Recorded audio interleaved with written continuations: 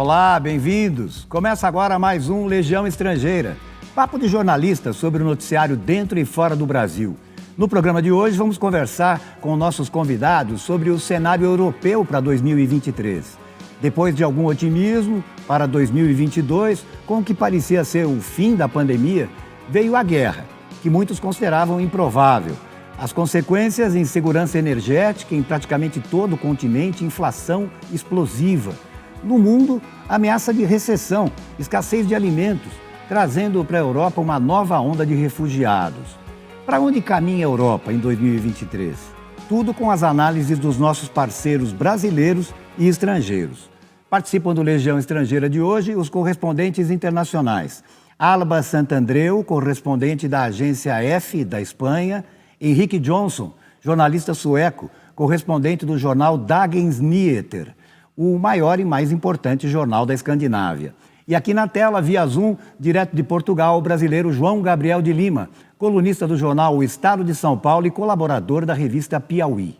Antes de mais nada, vamos conhecer ou reconhecer um pouquinho mais os nossos convidados, começando pela Alba. Seja bem-vinda de volta mais uma vez. Muito obrigada. Como vão as coisas? Está tudo andando, já com a ressaca desse 2022, que foi um ano intenso, e nos preparando para esse 2023, que, como você bem mencionou, um ano cheio de incertezas a nível global e, sobretudo, no velho continente.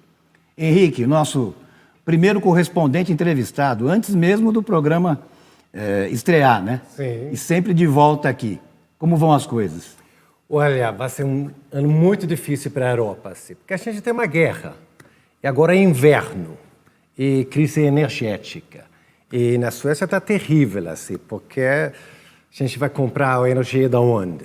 Então, a pessoa está falando mais sobre usinas nucleares, que não era um papo nos últimos 20 anos. Agora até a esquerda está falando sobre usinas nucleares, porque ninguém quer ser dependente da Rússia. Bom, João Gabriel, nosso representante brasileiro, só que lá em Portugal. Tudo bem por aí, João? Tudo bem, quer dizer, tem essa perspectiva mesmo complicada para esse ano. Teve aumento de desemprego, aumento de inflação que passou 9% aqui, de 9% aqui em Portugal, aumento da pobreza. Então foi um ano que o ano passado terminou de maneira bastante complicada. O que vai acontecer esse ano, muita incerteza, como disse a Alba, mas tem alguns motivos de esperança e espero que a gente consiga falar deles ao longo do programa. Bom, como nós dissemos, guerra na Ucrânia, com reflexos mais imediatos na Europa inteira, né? Um chacoalhão mesmo, né? Com índices históricos de inflação e aumento da pobreza em países ricos, como o Reino Unido, com inflação aí acima de 2 dígitos, né? Que está, aliás, o Reino Unido, terceiro primeiro-ministro em menos de um ano, né? Henrique, e os nórdicos? Como é que eles estão no meio desse turbilhão todo? Olha, nossa economia é boa, mas é claro que tem inflação também. Os preços nos supermercados estão aumentando. Assim, os suecos ainda têm dinheiro, assim. Mas, por exemplo, os imigrantes que chegam não têm. Então, o meu medo é que essa coisa fica mais caros, então os suecos vão falar mal dos imigrantes, porque está chegando lá roubando coisas da Suécia. Então, acho que esse ano vai ser muito difícil, porque também, como a gente tem um governo que é da direita, extrema-direita, eles podem aumentar essa xenofobia, intolerância. Assim. Isso pode ser bem perigoso mesmo. Alba, o relatório da Comissão Europeia projeta uma inflação ainda elevada em 2023, né? Num cenário marcado por um nível excepcional de incerteza. Como a Espanha se prepara para enfrentar mais um ano com esse clima e sem a perspectiva de um acordo de paz na Ucrânia, né?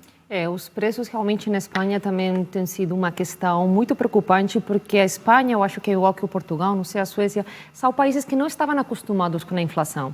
Então, isso tem pego de surpresa... Gerações inteiras que nunca viram isso. Nunca, eu sempre conto que a inflação eu estudei nos livros de economia, nos livros de história, mas eu nunca soube o que era a inflação até chegar no Brasil. E a Espanha tem uma coisa que os contratos não são obrigados, a diferença do Brasil, a ser reajustados em base à inflação, como acontece aqui em base aos convênios coletivos, né? Nós sempre temos uma perda um pouquinho no Brasil, mas os salários aumentam conforme. Na Espanha, não existe isso. Realmente tem tido uma perda de renda muito grande entre a população espanhola. O governo espanhol tem tomado algumas medidas, tem, por exemplo, colocado um tope de um aumento de 2% nos aluguéis, tem negociado algumas regras para tentar diminuir o preço da eletricidade, que aumentou muito nos últimos meses. Tem, por exemplo, uma iniciativa que tomou o governo, que ele bonificou 100% do transporte em trem, para as pessoas consumirem menos gasolina, usarem menos carro e mais transporte público. E tem dado uma segurada. Em 2022, os preços deram uma pequena segurada na reta final, mas vamos ver como continua em 2023. O governo vai ter que continuar tomando medidas, temos umas eleições no final do ano. Então, é um momento desafiante para o atual governo do Pedro Sánchez. João, Portugal foi um dos países que melhor lidou com a pandemia, né? Ficou conhecido por isso, né? E com a guerra, quais as perspectivas aí nesse cenário incerto, geral? Pois é, com a guerra, o problema foi justamente... Bom, eu acho que tem duas questões interessantes relativas à guerra, né? Você tem um aumento do número de ucranianos aqui em Portugal. Isso não parece ser um problema. A comunidade ucraniana é a terceira maior comunidade aqui em Portugal, depois dos brasileiros, né? Nós somos mais, né? E os ucranianos, e os cabo-verdianos, os ucranianos são os terceiros, né? Então, houve uma vinda muito grande de ucranianos para Portugal. Os portugueses foram tremendamente solidários em relação a isso. Vários portugueses foram de carro até a Polônia para buscar familiares de ucranianos que estavam aqui em Portugal. Então, Portugal, ele nesse contexto da guerra, ele recebeu bem os imigrantes que vieram, até porque Portugal não tem tantos imigrantes assim. Isso é uma questão interessante. Só 6% da população portuguesa é de imigrantes. Na França e na Alemanha é o dobro disso, né? Agora, o que aconteceu é que, obviamente, com a guerra você teve escassez de alimentos, a inflação e o empobrecimento. E você teve um aumento de 2,4% percentual de pessoas vulneráveis ou quase caindo em situação de pobreza aqui. E as pessoas também, mesmo quem não é pobre, tecnicamente pobre, aqui o corte é 500 euros, né, R$2.500, o que no Brasil não seria considerado pobre. Em Portugal é considerado pobre quem vive com menos de 500 euros. Né? Mas eu acho que isso motivou dezenas de reportagens e está pressionando o governo Costa, que se elegeu com maioria absoluta, mas ele agora está tendo que enfrentar uma situação inesperada para ele e está sofrendo muita oposição por causa disso. Agora, e digamos, essa faixa que entra no empobrecimento, é mais de imigrantes, não? Você diria? Ou é o próprio português que está sofrendo isso? A comunidade onde há mais pobres em Portugal, 92% das pessoas são pobres, é a comunidade de portugueses ciganos portugueses, que é uma comunidade que já sofre uma certa discriminação de alguns setores da sociedade, né? Inclusive o partido de extrema-direita, o Chega, ele é um partido que fala muito em relação à imigração cigana, mas atinge sim os portugueses também. Bom, acuado em várias frentes, o Vladimir Putin deve manter restrições no fornecimento de gás, como uma forma de certa maneira, chantagear a Europa, né? Também neste novo ano. Alba, como é que vai ser isso, né? Parece que existe na Espanha um projeto de um corredor verde. Como é que seria isso? De energético? Como é que é isso? Chegou a um acordo para tentar fazer um corredor de hidrogênio verde, que uniria a cidade de Barcelona com Marselha para transportar o hidrogênio verde e, no meio do caminho, o gás enquanto durasse a guerra. Ainda vai demorar, então é uma perspectiva a longo prazo. Então a gente vai continuar com o problema energético em 2023, inclusive o Fundo Monetário Internacional avisou que 2022 tinha sido... Os países tinham conseguido reduzir um pouco a dependência com a Rússia, mas porque tinham estoque suficiente, mas o problema vai vir em 2023. Como se a guerra se prolongar, que tudo parece que vai continuar, como vamos lidar com essa situação, sabendo que as soluções são a longo prazo. Os países a Espanha está importando mais gás da Argélia, mas ainda assim não é suficiente a longo prazo. Então, as perspectivas não são boas. Quer dizer, não é solução para este inverno. Não. Talvez para o próximo, né? Henrique, você começou a falar, né? Quer dizer, que já se fala em energia nuclear, né? Sim. No caso da Suécia, dos países nórdicos. Concretamente, já se fala disso? Sim, assim, a gente já tem duas usinas nucleares, assim. Agora está falando sobre uma terceira. Então, e a população, de repente, está a favor. Antes todo mundo estava contra, ninguém quer mais, assim. Mas agora, porque ninguém quer ser dependente da Rússia. Isso é, assim, um país frio, então a gente precisa energia. Não é precisa energia para recarregar o celular. Não, é para esquentar as casas, né? Senão morre, né? Então, uma coisa bem, quase desesperação de achar novas fontes de energia. Mas eu visitei um projeto em Portugal, tem suecos tentando gerar energia das ondas Atlântico. Então, eles criaram uma boia de 10 metros que vai ficar assim no Atlântico, fora de Viana do Castelo, e cada vez que sobe e desce, vai gerar energia. É claro que isso não vai salvar o planeta, mas pelo menos há iniciativas para achar outras formas, que eu acho que é ótimo, porque nuclear não é bom, Claro. Renováveis é melhor. Mas dá a sensação de que estamos voltando um pouco atrás em muitas coisas, né? A gente deu muitos passos para frente em matéria de energias renováveis, que também são uma solução a longo prazo, mas o que o Henrique estava falando de voltar a pensar nas nucleares era impensável há uns anos atrás, né? Guerra na Europa era impensável. Era impensável, Né? realmente. Começa por aí, né? Isso chegou, a gente, quando estourou a guerra, a gente acabava de voltar ao Brasil da Espanha. Eu até pensei, falei, gente, se estourar uma guerra, eu trago a minha família para aqui, sabe? Sempre você fala, não, qualquer coisa a gente vai para a Espanha. Não, mas talvez realmente se a coisa complicasse, eu falei, bom, ao menos a gente pode trazer a nossa família aqui, porque é impensável hoje em dia, mas vai que a coisa realmente tem um problema com a OTAN, estoura a guerra e a gente vira refugiados, como a gente está recebendo refugiados hoje em dia, né? É uma hipótese que é melhor nem pensar, mas fica lá. Todo mundo pensando em 2023 nessa posição, assim, mais ou menos, né? Ô, João, você esteve na COP lá no Egito, né? Esse assunto certamente foi tratado pelos líderes europeus, não?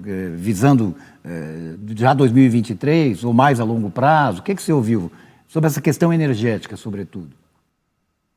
Pois é, a questão energética é muito interessante a gente olhar isso que o Henrique falou agora, que é o seguinte, já havia protestos, havia poucos protestos na COP do Egito, porque os protestos estavam restritos a um espaço determinado, mas uma coisa muito interessante foi ver protestos pedindo energia eólica, solar e nuclear. A energia nuclear já estava tendo ativistas incorporando a energia nuclear como algo inevitável, né? Eu acho que o que a gente tem que olhar no caso europeu, a Europa queria liderar ou quer liderar a transição energética.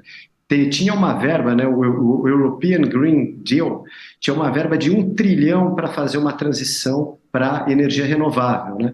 E o que a gente viu esse ano foi um pequeno retrocesso, né? A Alemanha voltando a ativar usinas de carvão, o aumento do consumo de petróleo, né? As empresas petrolíferas ficaram ricas, né?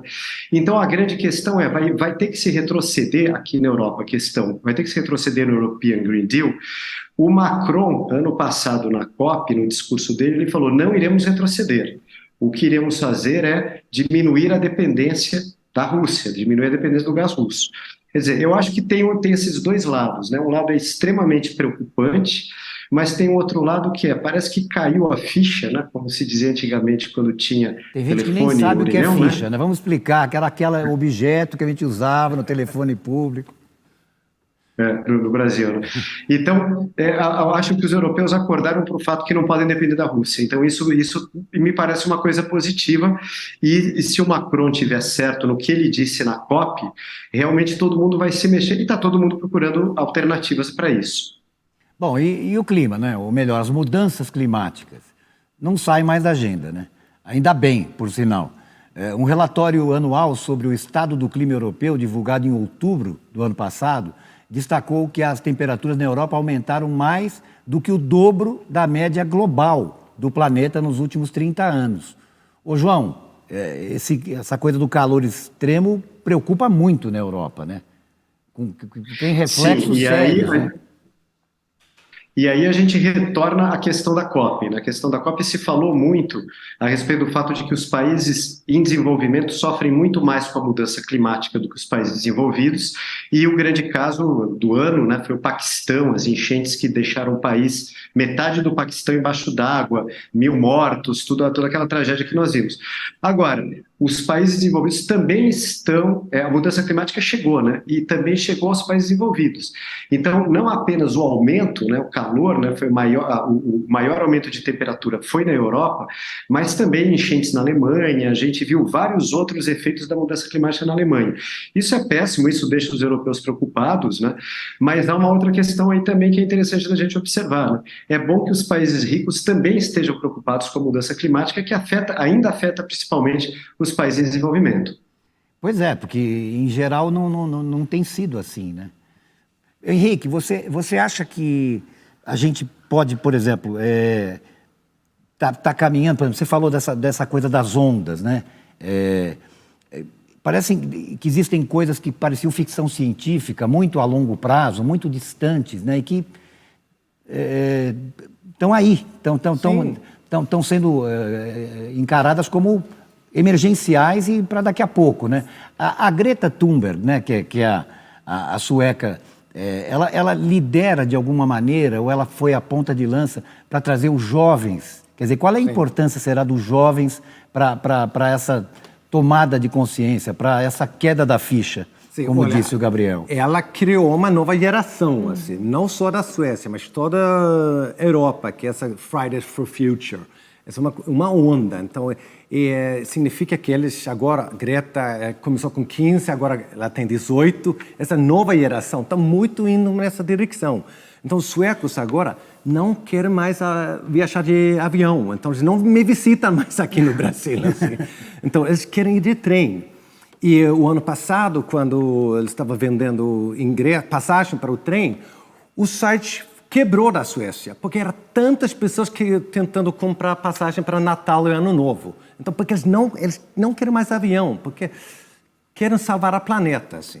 E é uma coisa bem que vem dos mais jovens mesmo, né? Ô, Alba, a gente tem, falando do futuro, né? Parece que na Espanha tem um projeto que tem um nome estranho, né? Que essa questão para diminuir a sensação de calor, como é que chama? Cartuja Knat. O que é isso exatamente? Um projeto que está inspirado em técnicas milenares que usavam muitos árabes na época. E realmente Sevilha é uma cidade que sofre muito calor no verão, especialmente no verão. Isso tradicionalmente, né? Tradicionalmente, sempre 40 graus, passa os 40 graus no verão.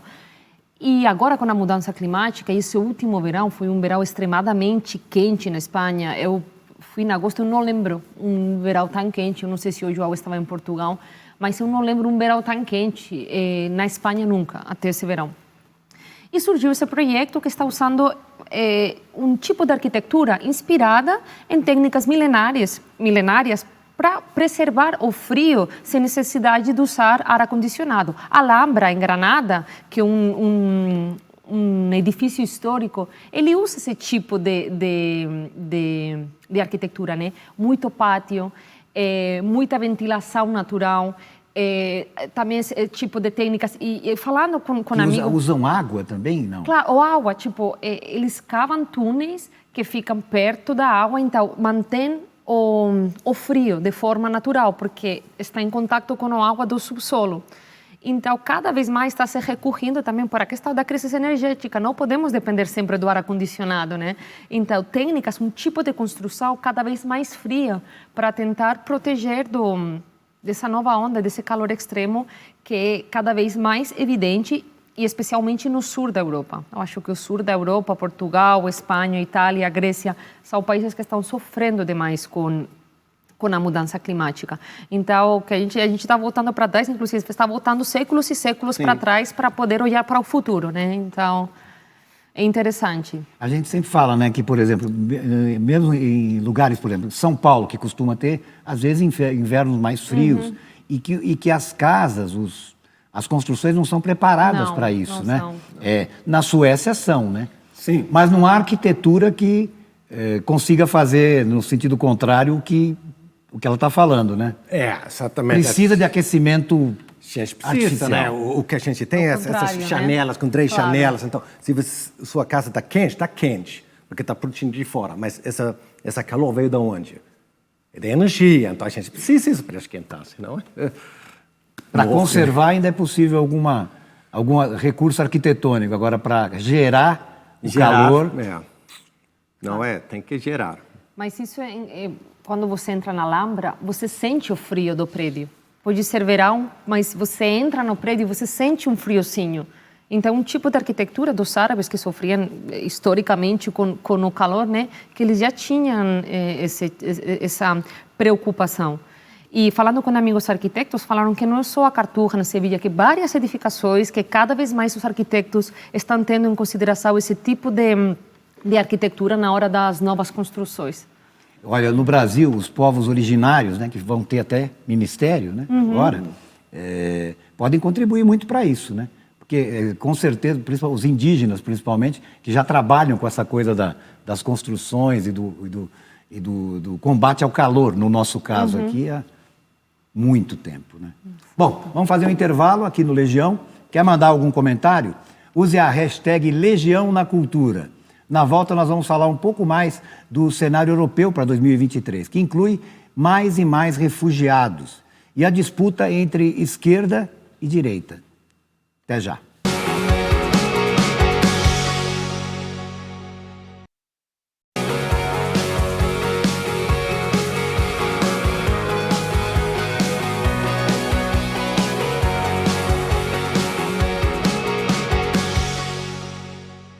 De volta com o Legião, hoje com nossos convidados, Henrique Johnson, o sueco carioca, Alba Santandreu, a espanhola paulistana, e João Gabriel de Lima, o brasileiro lisboeta.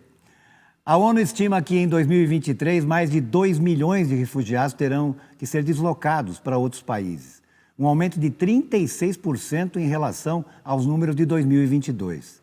Um drama humano colossal.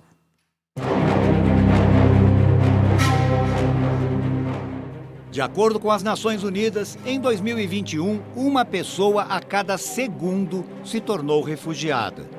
Mais de 70% desses novos migrantes saíram de lugares que enfrentam condições climáticas extremas. Culpa de quem? Do homem, provocando o esgotamento do planeta. Secas, inundações e outros desastres naturais sempre precipitaram ondas migratórias. E isso desde a pré-história. Antes mesmo do aparecimento do Homo sapiens.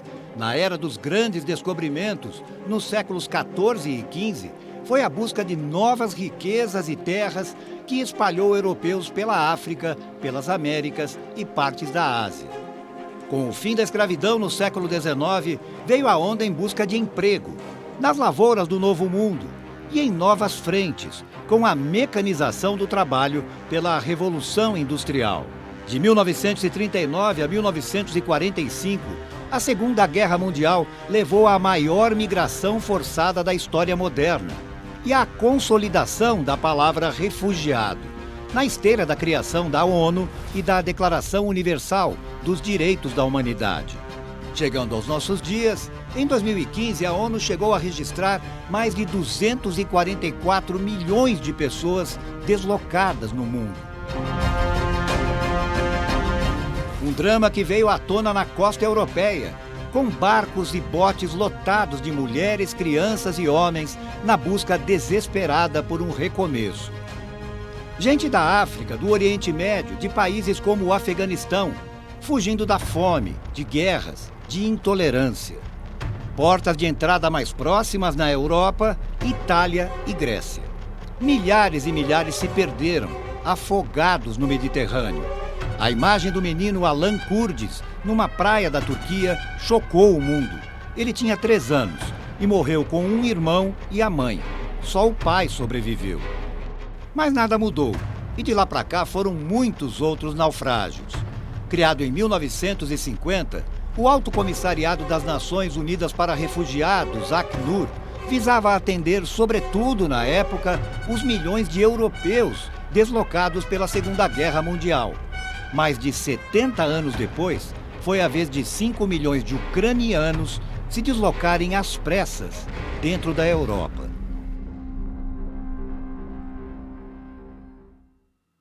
Bom, na Europa, quer dizer, os mediterrâneos, Espanha, Itália e França, quer dizer, de frente para a África, são portas de entrada óbvias, né, para grandes contingentes. No caso da Espanha em específico, como é que tem sido a política?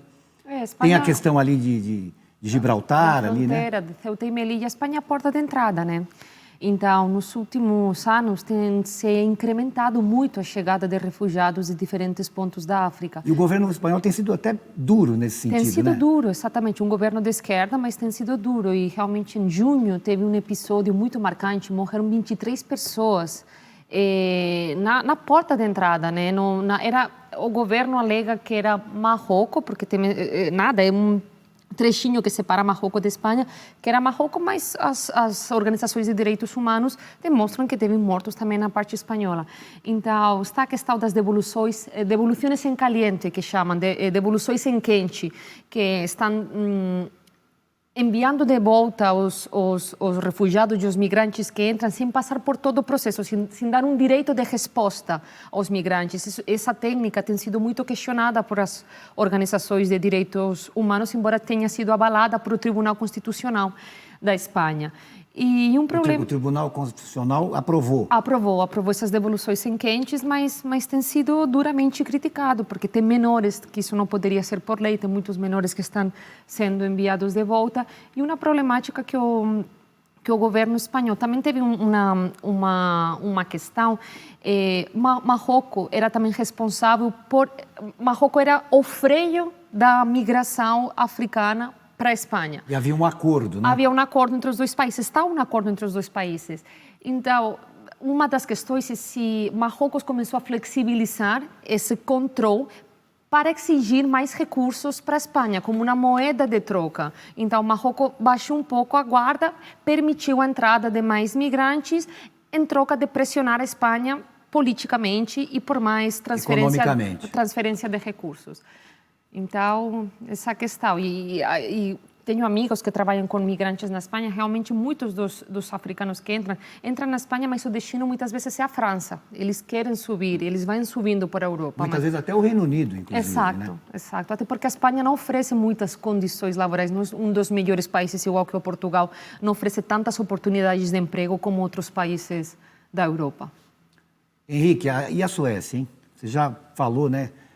Que esse aumento da rejeição aos imigrantes, né, até em relação ao governo, e eu lembro que você falou um dia que uma associação muito grande do imigrante com o aumento da violência. Qual é a situação? Olha, a situação está terrível, né? O ano passado foi um partido da extrema-direita que ganhou 20% dos votos, assim, que antes era um partido pequeno. Não significa que todos os suecos viraram de extrema-direita, mas o povo sueco está com medo alguns dos migrantes que estão no subúrbio, porque alguns subúrbios não viraram favelas, mas viraram comunidades onde a polícia não pode entrar, a ambulância não pode entrar, bombeiros não podem entrar. Se eles entram, eles vão ser recebidos com pedras. E essas imagens muito fortes para um sueco, que isso, jogando pedras? Nossos policiais não são corruptos. Que isso? Então, muita gente votou nesse partido. Significa que agora ele está no governo e significa que é mais difícil na Suécia. Foi uma rejeição, assim, uma reação muito forte contra a imigração. E claro que refugiados têm o direito de chegar, mas muitos dos migrantes que chegaram na Suécia não eram refugiados, eram pessoas procurando benefícios. Porque na Suécia é lei. Se você chega na Suécia, você tem auxílio da escola, auxílio da criança, auxílio da moradia, então você não precisa trabalhar. É ótimo, mas não dá para receber todo mundo. Então, eu acho que agora esse governo está tentando frear. Assim. E é gozado, né? Um governo de esquerda na Espanha, um governo de direita na Suécia, e lidando com o mesmo problema, né? Ô, João, e Portugal, hein? Vai continuar com as portas abertas para os refugiados ucranianos, que você já citou aqui? Eu acho que em relação aos refugiados ucranianos, portas abertas é uma comunidade muito enraizada aqui em Portugal, né? Portugal tem um caso o caso de Portugal é interessante. Assim como a Espanha, ele é mais um país de passagem, né? Porque as pessoas O imigrante ele não imigra porque ele gosta, ele imigra em busca de boas condições de trabalho. E você tem melhores condições de trabalho na França e na Alemanha, que são os países que recebem mais imigrantes na comunidade europeia. Portugal ele tem uma das leis mais abertas para receber imigrantes, né? E também é considerado o país da Europa, da União Europeia, mais fácil de obter cidadania. E ficou mais fácil ainda porque eram 6 anos, você tinha que morar em Portugal 6 anos para ser cidadão português, agora baixou para 5. E se você tiver em Portugal há 1 ano, mesmo sendo ilegal, e tiver um filho, o filho é considerado cidadão português. Então isso é o governo socialista, existe um certo consenso aqui na esquerda, não é um consenso na sociedade portuguesa.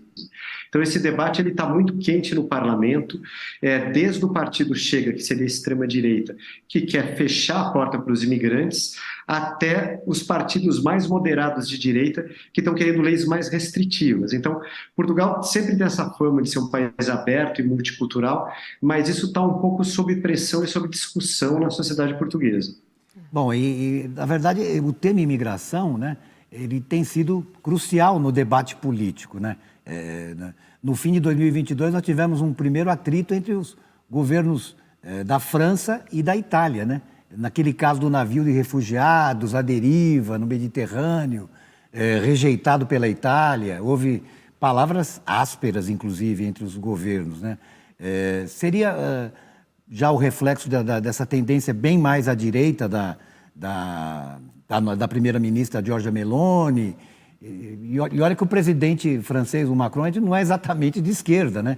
Mas parece que tem muito a ver, quer dizer, essa contraposição esquerda-direita que parecia até coisa meio extinta, meio anacrônica, né? Parece que ela voltou com tudo muito em cima dessa questão da imigração, né? Na Suécia, por exemplo, você estava falando, esse governo agora de extrema-direita, o tema principal é só imigração ou esse primeiro-ministro ele já mostrou outras armas da extrema-direita, você diria? Não, ele que é primeiro-ministro agora, ele não é da extrema-direita, ele é direita conservador, mas ele é eleito por causa dele tem apoio dessa partido de extrema-direita. Ah, entendi. Mas, assim, o problema dela agora é energética. Ela só fala sobre energia, porque está muito caro a energia agora na Suécia. Então, essa coisa de imigrantes não é tema, assim, mas eles já explicaram que se um imigrante faz crime, vai embora. Então, o tom é diferente, assim, não tem mais tolerância. Assim, mas nessa de Meloni, estava em Nápoles faz 2 anos, assim, eles recebem como Espanha, então ela recebe muito. E vim na praça lá em Nápoles, quem está vendendo as coisas lá? É o refugiado, porque ele está procurando um trabalho. Ele vai trabalhar para quem? Para a máfia, vendendo camisas, água, droga, sexo, essas coisas. Então, para italiano, eles não gostam disso. Sobretudo no sul da Itália, né? Sim, mas quem ganha dinheiro com isso é a máfia, a própria italiana. Assim. Então, Meloni, eu acho que por isso ela foi eleita, né? Porque a população, para eles, tipo, o partido de Portugal, chega. Eles pensam, não queremos mais. Então, é um perigo, assim. Agora, essa disputa esquerda-direita, né, João Gabriel, não apenas em Portugal, que você disse que já tem essa discussão aí entre os partidos, né? Pensando na Europa como um todo, quer dizer, nós vamos ter novos lances nesse jogo, né? Vai ser um jogo equilibrado? Como é que você vê, até em relação a outros países aí?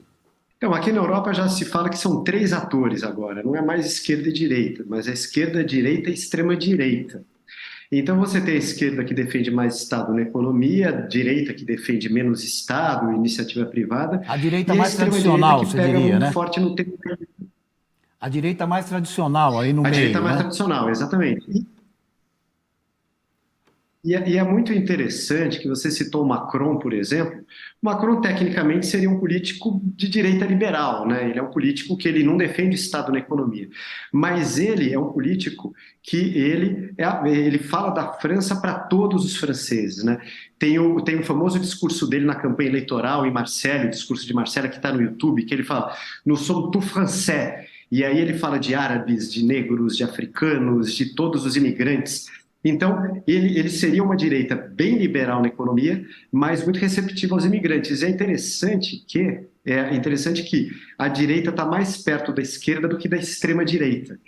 Tanto que ele concorreu contra a extrema-direita da Marine Le Pen e ele teve o conflito com a Giorgia Meloni. A Giorgia Meloni é extrema-direita, o Macron é direita, mas nada pode ser mais diferente do que essa direita liberal do Macron e essa extrema-direita da Giorgia Meloni.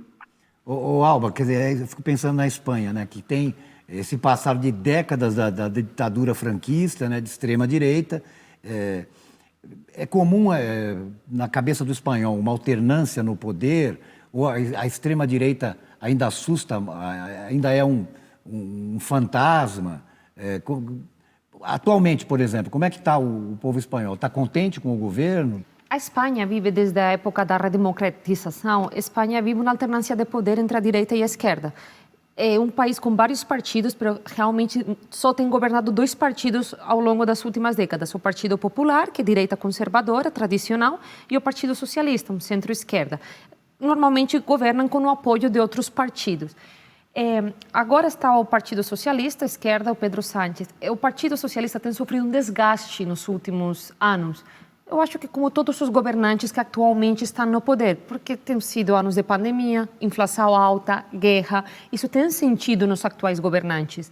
Então, tem um desgaste do Partido Socialista e tem ganhado força o Partido Popular de cara às eleições de 2023. A questão, a dúvida é se Vox, que é a extrema-direita que chegou há pouco tempo na Espanha, eu tenho a teoria que a extrema-direita, os partidos mais radicais estavam dentro, o votante do Partido Popular tinha um espectro muito mais amplo, porque a direita normalmente ela é mais unida que a esquerda. A esquerda está muito fragmentada em diversos partidos. Extrema-direita, direita, esquerda, centro-esquerda.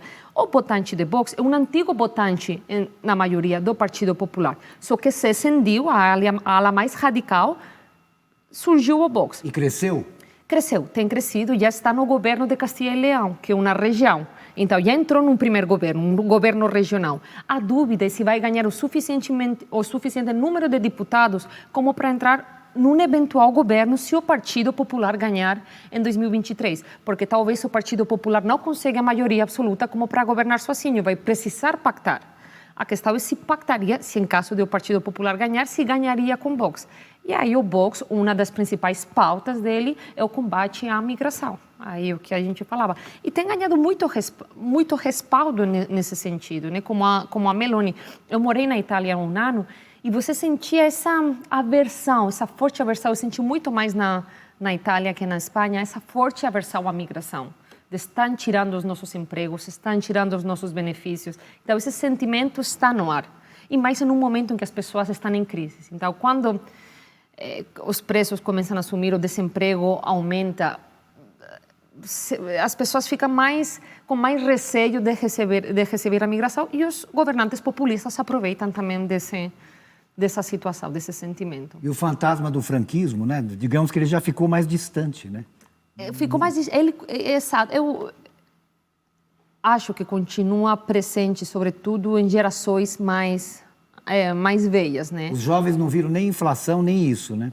Mas tem jovens assim que por puro desconhecimento, continuam defendendo. Eu acho que uma minoria muito pequena, tá? Como a gente vê no Brasil, né? Às vezes a gente vê pessoas defendendo a ditadura. Eu continuo achando que é uma minoria dentro do espectro geral.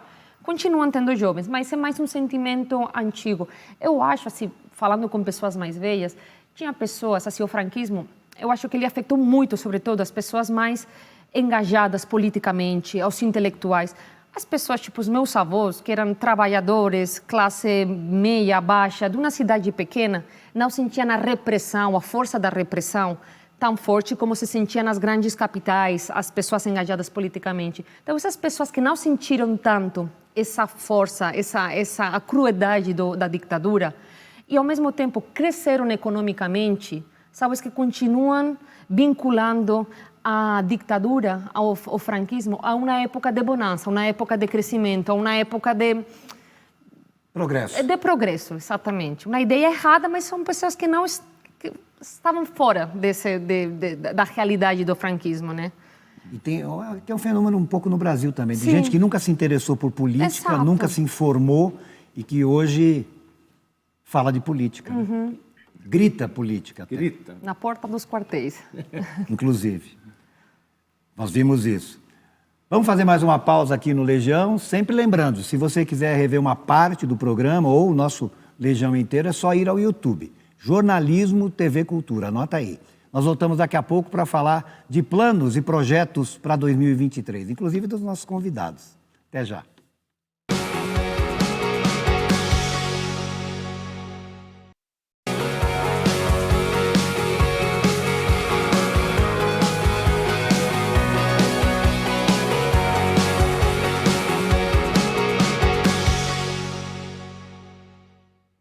De volta com o Legião, e nós vamos partir um pouco para uma conversa pessoal, que é uma coisa que a gente gosta de fazer aqui no Legião. Nós queremos saber quais são os planos dos nossos colegas para 2023. Muitas viagens de trabalho ou só para rever a terra natal. Alba, você está nos deixando, é isso? Eu estou deixando o Brasil depois de 9 anos, com o coração partido, como falaria Alejandro Sanz. Mas sim. Por quê? Pois foi Teve uma convite, mistura. vai trabalhar? Um convite para um organismo internacional, a Secretaria-Geral Ibero-Americana, que é um organismo com que eu tenho trabalhado, conheço bem, uma instituição séria. É uma instituição que trabalha com a América Latina, que é uma coisa que me encoraja e que eu gosto, porque nos últimos anos eu tenho trabalhado no Brasil e falando sobre a América Latina. E que reúne o quê? Governos? Está formada por todos os governos da América Latina, Portugal e Espanha. E trabalha em temas de cooperação nos mais diferentes âmbitos, cultural, político, social. Qual é o nome da entidade? A Secretaria-Geral Ibero-Americana, SEGIB. Então, organiza cúpulas cada 2 anos, agora vai ser na República Dominicana em março. Então, esperemos que daqui a pouco seja no Brasil para eu poder retornar a visitar amigos e família. Agora, e como é que vai ser isso? Depois de 9 anos, você tem família aqui, né? Tenho casada família, com brasileiro? Casada com brasileiro, com uma filha brasileira. Convenci todo mundo para voltar para a Espanha, mas acho que é uma oportunidade para voltar à Espanha depois de tantos anos. Eu sempre falo que eu passei mais tempo da minha idade adulta no Brasil que na Espanha. Eu me sinto mais brasileira que espanhola e eu estou voltando como estrangeira para a Espanha. É curioso, né? Mas sinto mais afinidade com a música brasileira, conheço mais a política brasileira do que a política espanhola, culturalmente, porque eu cheguei aqui com 23 anos, então eu cheguei muito nova, assim que saí da faculdade. Então, construí a minha vida no Brasil. Então, vai ser um choque cultural inverso, voltar para a Espanha, voltar a me acostumar aos costumes dos espanhóis, mas, ao mesmo tempo, a minha família está lá e as minhas raízes estão na Espanha. Então, acho que vai ser muito bom e também para minha filha estar perto da família espanhola. E, com certeza, em algum momento, a vida vai trazer de volta para o Brasil. Se bobear, viu, Henrique, é capaz dela hoje em dia gostar mais de feijoada do que de paella. Não, isso não. Sendo de Valência, hein? Sendo de isso Valência. Não. Sim. E você, quais seus planos para 2023? Olha, eu vou para Cabo Verde. Opa! Sim, porque estou escrevendo um novo livro. E o livro é sobre saudade. Ai, que lindo. E quem fez a música Saudade? Cesária Évora, grande grande Cesária Évora. Ela é de Mindelo, São Vicente, Cabo Verde. Então vou lá encontrar com a família dela. Ela infelizmente faleceu. Vou entrevistar a família dela e quem escreveu a música. Ele também faleceu, mas vou encontrar com a família dela, porque essa música Saudade é fundamental para o meu livro. Assim. Saudade.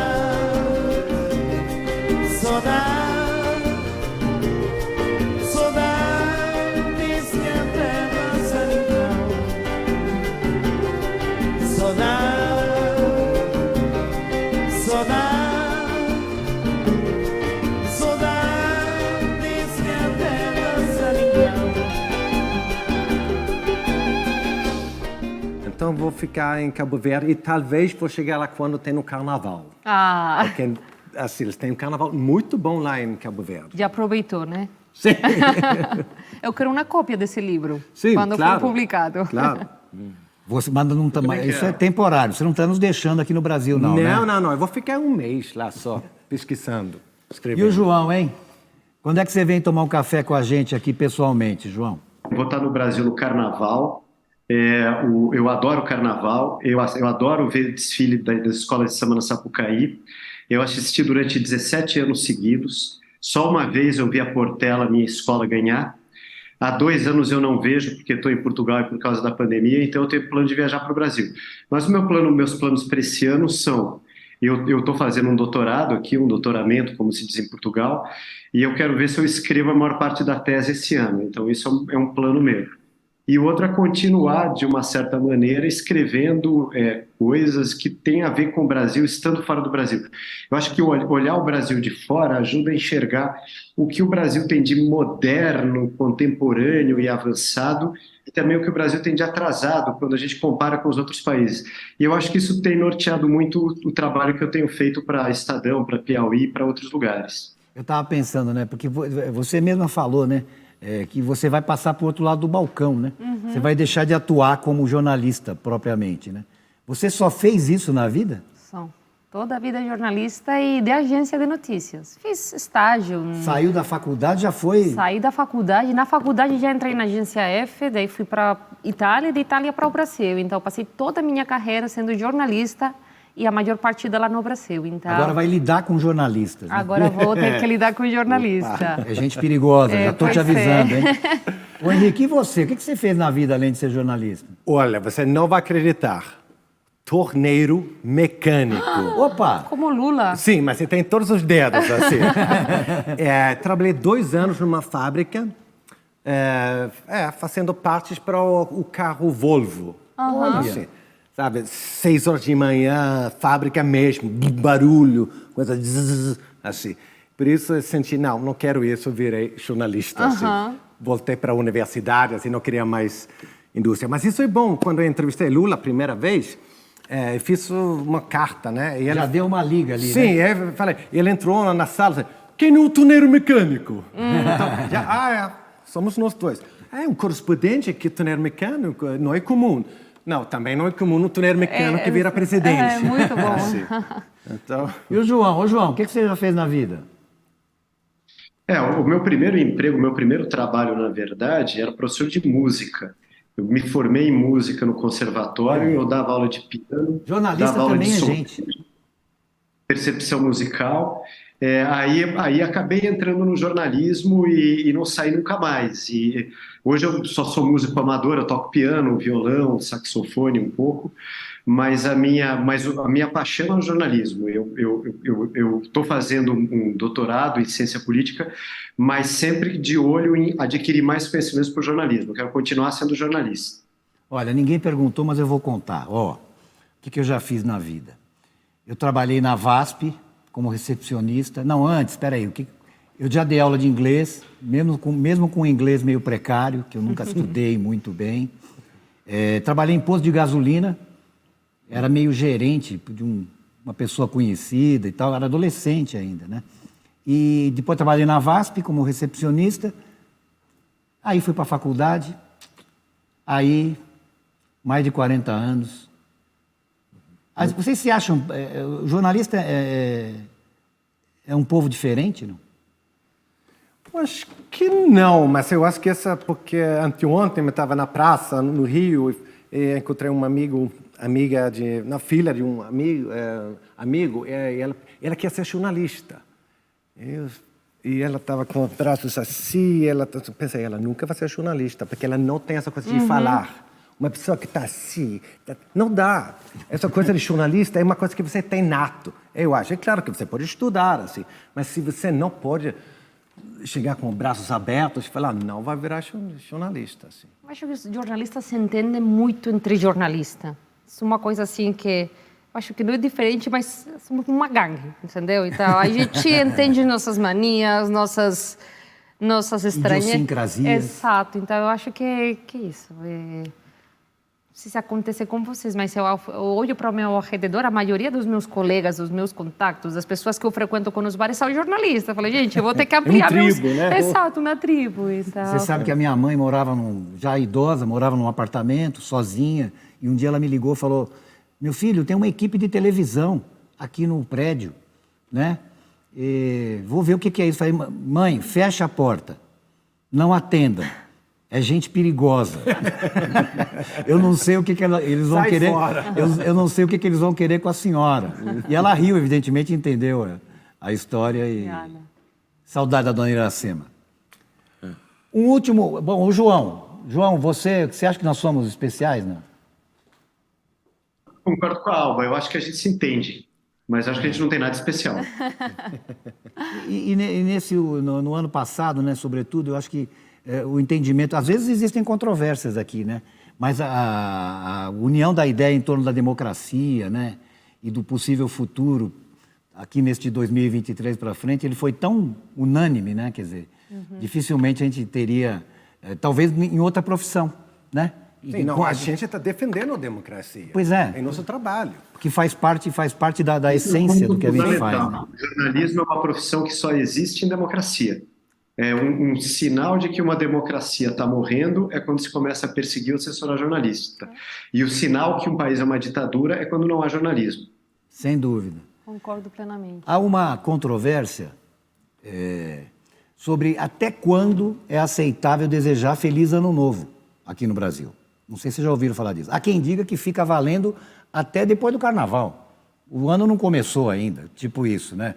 Ou então seria até 6 de janeiro, que é a data em que tradicionalmente você pode desmontar a árvore de Natal, né? Outros dizem que é, por exemplo, um amigo ou um parente querido, enquanto você não encontrar com ele no Ano Novo, vale falar Feliz Ano Novo. O que vocês acham? O que vocês adotam? Eu optaria por o dia 7, depois do Dia do Reis. Já acabou o Reis, volta a trabalhar. Para mim, dia 7 de janeiro tá ok. Para mim, se você encontra um amigo em março, fevereiro, Feliz Ano Novo? Não. Feliz Ano Novo é uma coisa só no Ano Novo, assim. Como será que é em Portugal, João? Portugal não sei, mas no caso do Brasil, acho que o Carnaval é um bom marco mesmo. Quando passou o Carnaval, mudou o ano. Realmente, o ano começa depois do Carnaval no Brasil. Então, é válido. Bom, gente, de qualquer maneira, Feliz Ano Novo, hein? Para você que acompanha o Legião Estrangeira e, claro, para os nossos parceiros. Hoje, Alba Santandreu, Henrique Johnson e João Gabriel de Lima. O Legião Estrangeira fica por aqui. Até a próxima semana. Sempre com olhares especiais sobre as notícias do Brasil e do mundo. Até lá. Nós tínhamos que marcar um encontro aqui desses 4 aqui lá na Europa, hein? Por favor, estão convidados, viu? Valência, Madrid, Lisboa. Estão convidados. A paella é da minha conta, tá? Mas é melhor quando esquentar o tempo, né? Porque não sei. Não, sim, sim. A partir de abril... Melhor no verão. Se for em Lisboa, é fácil encontrar o Henrique aqui. Em geral, eu estou andando na rua e eu encontro ele aqui. Mas vocês se encontraram na rua ou combinaram? Não, a gente combinaram, mas também a gente cruzou na rua. Tudo bem que a sua cruzada lusófona começou por Lisboa. Mas por que tanto você vai fazer lá? Porque sempre quando eu vou para a Suécia eu faço escala em Lisboa. Então fica 5 dias, encontrando um amigo, João Gabriel, assim, porque quando eu chego na Suécia tem que ficar preparado, assim, então eu chego na Suécia... Você estava falando que tem até que fechar a camisa, tem que fechar a camisa ainda para as festas. Ele estava falando que camisa meio aberta assim só no Rio. Sério? Na Suécia não. Nossa. Não, no nosso jornal não, porque o chefe editor é muito... Eu entendo formal. Porque você mora no Brasil, então... E não pretende voltar. Não. Quem sabe um dia você volta também, né? Com certeza, eu tenho certeza disso. Eu tenho certeza de que eu vou querer. Sabe, desde que eu cheguei, eu quero voltar, assim, porque a minha ideia era vir de passo e voltar. Só que a vida foi me levando e eu sempre falo, quero voltar. Agora que caiu a ficha que eu estou voltando, putz, talvez eu não queria voltar, sabe? Mas como você tem uma filha, então é também porque você vai ter ajuda da sua mãe, a família, aqui a tia. A gente está muito sozinho na criação da Olivia. E eu falo, faz um ano que a gente não consegue sair à noite. Porque jantar, sabe? Tomar uma cerveja no boteco da esquina, porque não temos ajuda, né? Então... Muito bom, gente. Oi? Mas você tem babá? Não vai ser dessa vez o café juntos, hein? Mas esperamos você no Carnaval, João. Obrigado, hein? Mais uma vez. Um prazer, estamos em contato. Obrigado, até mais. Boa sorte. Tamo junto. Obrigada. Obrigado. Nos vemos na Península Ibérica. Tá desejando boa sorte. Obrigada. Tá bom? Tchau, amigo. Bora.